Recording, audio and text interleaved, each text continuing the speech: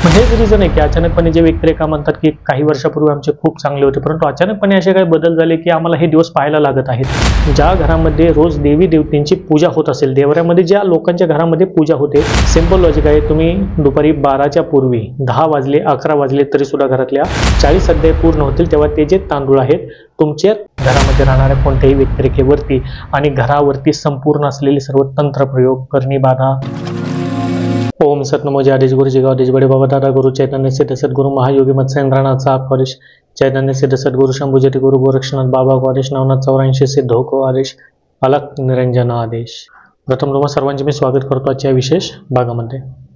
पहा, आजचा जो भाग आहे हा खास करून घरावरती केली जाणारी जी करणी किंवा घरावरती केला जाणारा जो बाहेरचा प्रयोग ज्याला म्हटलं जातं किंवा तंत्रबाधा ज्या अर्थी घरावरती केली जाते, मग घरावरती असं करणी प्रयोग, तंत्रबाधा प्रयोग झाल्याच्या नंतर त्याच्यातून बाहेर कसे पडावे, त्याच्यावरती कोणते दैवी उपाय खऱ्या अर्थी करावेत की जेणेकरून, पहा उपाय तर बरेचसे आहेत, प्रत्येक देवी देवतेच्या अनुषंगाने उपाय आपल्या शास्त्रामध्ये वर्णित सुद्धा आहेत जे तंत्रबाधेपासून किंवा करणी भानामध्ये सारख्या बाधेपासून आपले सदैव रक्षण करतात. परंतु आजचा भाग हा खास करून मी त्यासाठी बनवला आहे की ज्या अर्थी प्रश्न विचारले जातात की आमच्या संपूर्ण घरावरती करणी केलेली आहे, मग ही करणी घरावरती केलेली असते तर या करणीतनं बाहेर पडण्यासाठी जे आपल्याला घरावरती हे उपाय करता येतील ते कोणते आहेत त्याच्यावरती आज मी माहिती देण्याचा प्रयत्न इथे केलेला आहे. त्यामुळे हा भाग संपूर्ण पाहण्याचा अवश्यपणे प्रयत्न करा. निश्चितपणे ही माहिती कधी ना कधी तुम्हाला उपयोगामध्येही येणारीच ठरेल. सर्वप्रथम अगोदर हे समजून घ्या की ज्या वेळेस करणीसारखे प्रकार होतात तर हे प्रकार होतात कुठे. करणी करण्याचं जे स्त्रोत मानले गेलं आहे किंवा त्याचं जे मुख्य द्वार मानलं गेलं आहे, एक तर आहे तो एखादा व्यक्ती, म्हणजे एखाद्या व्यक्तीच्या नावावरून किंवा एखाद्या व्यक्तिरेखेच्या फोटोवरून किंवा एखाद्या व्यक्तिरेखेच्या कोणत्याही वापरत असलेल्या वस्तूवरती करणी करता येते किंवा करणी करणारे करत असतात. हा सर्वप्रथम तुम्ही भाग समजून घ्या. त्यामुळे आपले जे काही पर्सनल यूजमधल्या ज्या वस्तू असतात किंवा आपण दैनंदिन वापरामध्ये असलेली कोणतीही वस्तू असेल, भले तो आपला हात रुमाल जरी असेल किंवा आपण वापरत असलेली शूज असेल किंवा मोजे असतील किंवा कोणतीही वस्तू, कपडे, हे कधीही इतरांच्या हाती लागू नये हा सर्वप्रथम प्रयत्न एका साधकाने असेल किंवा कोणत्याही व्यक्तिरेखेने हा खऱ्या अर्थी केला गेला पाहिजे. कारण आपण वापरत असलेल्या वस्तूवरती इझिली बाहेरील बाधा किंवा करणी हे करता येते. इव्हन आपलं जे छायाचित्र असतं, जो फोटो आहे, याच्यावरती सुद्धा करणीचे प्रकार हे केले जातात. कारण जे तंत्रविद्या करणारे जे तांत्रिक असतात ते तुम्ही वापरत असलेली एखादी वस्तू किंवा फोटो याच्यावरती ते करणी करण्यासाठी हे वापरामध्ये घेत असतात. ते नाप्तर खऱ्या अर्थी हे करणी किंवा तंत्र हे करत असतात. हे तुम्ही सर्वजण जाणून आहात. मग याच्यानंतर खऱ्या अर्थी दुसरा भाग पडतो तो असतो संपूर्ण घरावरती केली जाणारी करणी. आता घरावरती केली जाणारी करणी आणि वैयक्तिक केली जाणारी करणी याच्यामध्ये फरक काय आहे तो सर्वप्रथम समजून घ्या. वैयक्तिक केली जाणारी करणी म्हणजे पर्सनली किंवा पर्टिक्युलर एखाद्या स्त्री असेल किंवा एखादा पुरुष असेल याला टार्गेट करून किंवा त्याला टार्गेट करून केली जाणारी जी करणी असते त्याला आपण वैयक्तिक किंवा पर्सनली करणी म्हणूयात. म्हणजे याच्यामध्ये जो मेन उद्देश असतो तो पर्सनली किंवा पर्टिक्युलर एका स्त्री असेल किंवा एखादा पुरुष असेल यांना तो उद्देशून केल्या गेलेली करणी असते. मग घरावरती केलेली करणी याचं स्वरूप किंवा याचं डेफिनेशन जर मांडण्याचा प्रयत्न केला तर संपूर्ण घरावरती, घर असलेल्या जागेवरती केला जाणारा जो तंत्रप्रयोग आहे याला घरावरती केली जाणारी करणी म्हटली गेलं आहे.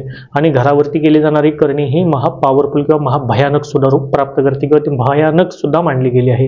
कारण घरावरती किंवा ज्या ठिकाणी तुम्ही वास्तव्य करत आहात, भले तुमचा फ्लॅट असेल किंवा तुमचं स्वतःचं घर असेल, बंगला असेल, परंतु तुमच्या वास्तूमध्ये जर एखाद्या व्यक्तिरेखेने करणी करून एखादी वस्तू किंवा कोणत्याही पद्धतीची अशी श्रृंखला टाकली तर याच्यामध्ये होते काय, त्या घरामध्ये राहणारा प्रत्येक व्यक्तिरेखा लहान असेल किंवा मोठा असेल, घरामध्ये राहणारा, त्या वास्तूमध्ये राहणारा ईच अँड एव्हरी पर्सन त्याच्या आवाक्यामध्ये येतो. ही घरावरती केली जाणारी करण्याची खासियत आहे. त्यामुळे घरावर केली जाणारा जो प्रयोग आहे किंवा घरावरती केला जाणारा जो तंत्रप्रयोग आहे हा महाभयानक किंवा विनाशकारी मानला गेलेला आहे. मग याच्यापासूनच बचाव करण्यासाठी नक्की केलं गेलं काय पाहिजे त्यावरती सुद्धा आज उपाय मी तुम्हाला या भागाच्या एपिसोडमध्ये देण्याचा प्रयत्न केलेला आहे. आता घरावरती करणी केली किंवा हे करणी करतात कसे, एक टेंटेटिव्हली सांगायचं म्हणजे ज्या व्यक्तिरेखांना एक तर तुमचं समोरून हित करता येत नसेल, एखाद्या व्यक्तिरेखेला एखाद्या व्यक्तिरेखेचं वाईट करायचं असेल तर अशा व्यक्तिरेखी किंवा अशा व्यक्तिरेखा या कोणत्या तरी एखाद्या तांत्रिकाकडे जाऊन किंवा करणी भानामती करणारे जे भूत प्रेत उपासक असतात यांच्याकडे जाऊन तुमच्यावरती किंवा तुमच्या संपूर्ण घरादारासाठी वाईट होण्यासाठी ही करणीसारखे प्रकार हे करत असतात. मग आता ज्यावेळेस घरावरती करणी केली जाते तर मग याच्यामध्ये मुख्य स्त्रोत काय असते किंवा ही केली कशी जाते तर पहा, याच्यामध्ये काही वस्तू या सिद्ध केल्या जातात. तांत्रिक पद्धतीमध्ये किंवा कोणत्याही ज्या भूत प्रेत पिशाच्यांना जे उपासक असतात किंवा यांना पूजणारे जे साधक असतात, हे एखाद्या विशिष्ट वस्तूवरती, आता याच्यामध्ये वस्तू कोणत्या असतात याचे जास्त मी खोलामध्ये मुद्दामून जात नाही, कारण अनेक व्यक्तिरेखा व्हिडिओ पाहून व्हिडिओची कॉपी करणारे सुद्धा बरेच व्यक्तिरेखा यूट्यूबवरती आहेत. असो, परंतु सांगण्यात तात्पर्य की एखाद्या पर्सनली किंवा वैयक्तिक एखादी वस्तू घेऊन त्याच्यावरती करणीसारखे प्रकार हे केले जातात आणि ही वस्तूच त्या करणी करणाऱ्या व्यक्तिरेखेच्या घरादारावरती जाऊन टाकली जाते. मग ही वस्तू टाकली जाते किंवा गाडली जाते किंवा ती फेकली जाते. आता हे कधी केलं जातं? ज्या व्यक्तिरेखेने करणी केलेली आहे तो रात्रीच्या अंधारामध्ये गपचीप जाऊन त्या घरावरती एखादी वस्तू, मग कोणत्या स्वरूपातली असू शकते, तांदूळ असू शकतात, राख असू शकते किंवा कोणत्या पद्धतीचा मडका असू शकतं किंवा एखादा कपडा असू शकतो जो सिद्ध केलेला असतो, ह्या सर्व गोष्टी एखाद्या व्यक्तिरेखेच्या घरावरती जाऊन टाकतात. याही पुढे जाऊन यांची मजल कुठे होते तर एखाद्या घराच्या किंवा एखाद्याचा बंगला असेल किंवा जर त्या बंगल्याला कंपाऊंड असेल तर त्या कंपाऊंडच्या आतमध्ये जाऊन रात्रीच्या प्रहरामध्ये खड्डा खाणून त्या वस्तू सुद्धा त्या पुरल्या जातात, जेणेकरून त्या संपूर्ण वास्तूसहित त्या जमिनीला सुद्धा दोष हा लागू होतो. आणि हे जे इफेक्ट मग सुरुवात होतात, हे ज्याला आपण म्हणू, हे पिढीपाड मग चालत जातील की हे कधी थांबेल ह्याला कोणी मग सांगू शकणार नाही. जोपर्यंत त्याची काट होत नाही तोपर्यंत याचा जो त्रास आहे हे करणी करणारी किंवा करणीचा हा निश्चितपणे त्या घरामध्ये राहणाऱ्या व्यक्तिरेखेनं फेस करावा लागतो. मग ह्याच्यातनं कोणत्या ना कोणत्या पद्धतीचे संकट त्या व्यक्तिरेखेवरती सदैव किंवा त्या कुटुंबावरती हे येत राहतात. हे करणीचे सर्व द्योतक हे मांडले गेलेले आहेत. म्हणजे यातनं आम्ही समजून काय घेतो की घराच्या आतमध्ये टाकून, घरावरती फेकून किंवा घराच्या विभागामध्ये येऊन एखादी वस्तू किंवा एखादं जे काय केलेलं तंत्रमध्ये सिद्ध असेल ते पदार्थ असेल, तो वस्तू असेल, ते एकतर गाडली जाते किंवा तिथे जाऊन ती फेकली जाते किंवा फुंकली जाते. अशा पद्धतीचा तंत्रप्रयोग हे करणी करतात ज्यावेळेस ते घरावरती केले जाते. आणि हा सर्वात दाहक प्रयोग मानला गेला आहे. जसं की मी म्हटलं, याच्यामध्ये टॉप टू बॉटम म्हणजे घरामध्ये राहणारी इच अँड एव्हरी पर्सन याच्यामध्ये येतात. त्यासाठी घरावरती केली जाणारी करणी जी असते, वास्तूवरती केली जाणारी किंवा ज्या वास्तूमध्ये झाली असेल, त्या जमिनीमध्ये झाली असेल, ती त्याचा काट करणं खऱ्या अर्थी खूप महत्त्वाचे असते. कारण अशा या वास्तूमध्ये ना ते सुख लागू देते, ना एकमेकांचे विचार एकत्र येऊ देतात, ना त्याला प्रगती हे पाहायला मिळतच नाही. मुळामध्ये सदैव कोणत्या ना कोणत्या विपत्ती, आपदा, संकटातून असा व्यक्तिगत फॅमिली ही जाताना दिसते. मग हेच रिझन आहे की अचानकपणे जे व्यक्तिरेखा म्हणतात की काही वर्षापूर्वी आमचे खूप चांगले होते, परंतु अचानकपणे असे काही बदल झाले की आम्हाला हे दिवस पाहायला लागत आहेत. मग हे रिझन आहे की मग हे कुठेतरी चुकत कुठे आहे. भले तुम्ही मग काम करत आहात, व्यवसाय करतात, तुमचे सर्वत्र संबंध चांगले आहेत, परंतु एखादा असा ब्लॅक शिप असतो जो तुमच्यावरती जळून किंवा तुम्ही पुढे जात आहात, तुम्ही करत असलेली प्रगती हे त्याला बघवत नसते. मग ह्या अनुषंगाने तो करत असतो तंत्रप्रयोग, जो याचा सहारा घेतात हे करणी करणाऱ्यांचा. मग याच्यातनंच बचाव करण्यासाठी खऱ्या अर्थी केलं गेलं पाहिजे, काय पाहिजे ते आता आपण समजून घेऊया. मुळामध्ये सर्वप्रथम समजून घ्या, तुमच्या घरामध्ये जे तुमचे देवर असेल, जे देवता असतील, त्या देवी देवतांची दररोज एकतर पूजा करण्याचा प्रयत्न करा.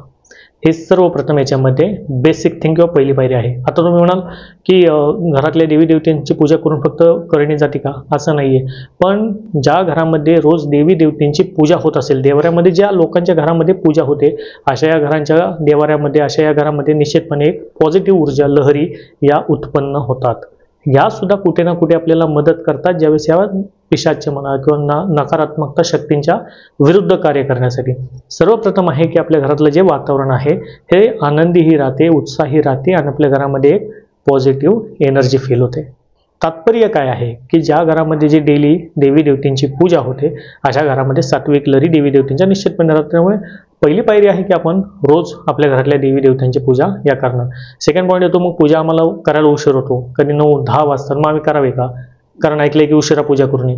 हे बघा, सिंपल लॉजिक आहे. तुम्ही दुपारी 12च्या पूर्वी 10 वाजले, 11 वाजले तरी सुद्धा घरातल्या देवी देवतांची पूजा ह्या करू शकतात.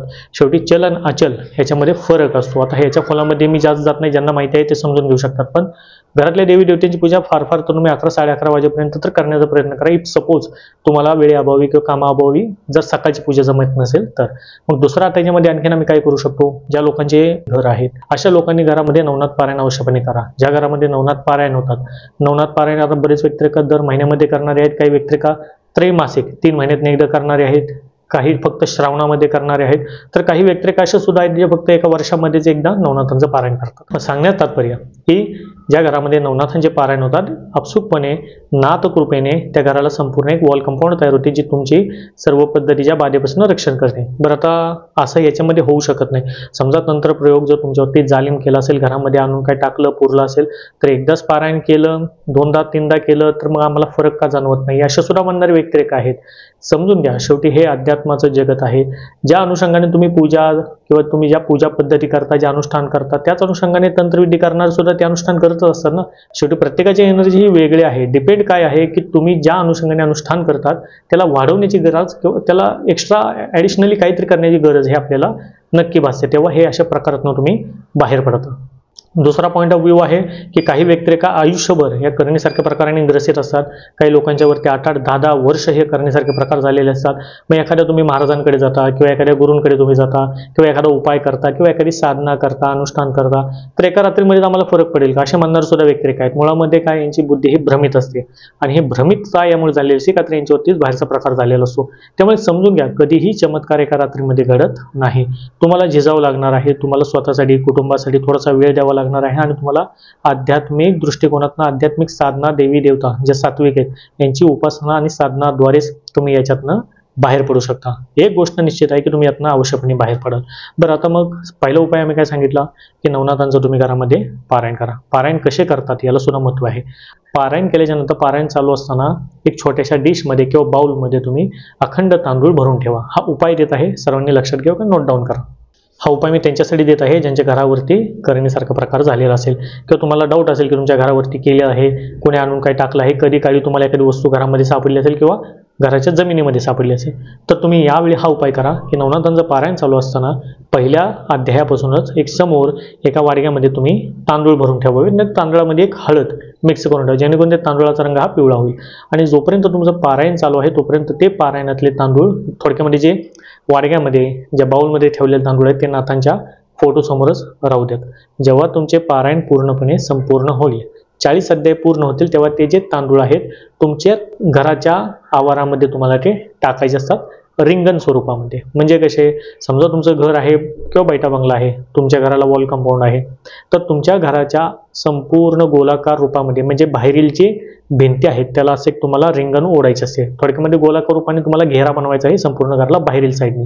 ज्यांच्या फ्लॅट आहे मग त्यांनी काय करायचं, त्यांनी त्यांच्या घराच्या आतील बाजूने हा घेरा बनवावा. हा कसा बनवला जातो, जी भिंत आहे त्या भिंतीपासून सर्वतल्या सर्व तुम्ही भिंती थोडे थोडे तांदूळ त्याच्यामध्ये टाकत जावे. हा ॲक्च्युअलमध्ये एक पद्धतीचा घेरा याच्यामध्ये मांडला गेलेला आहे.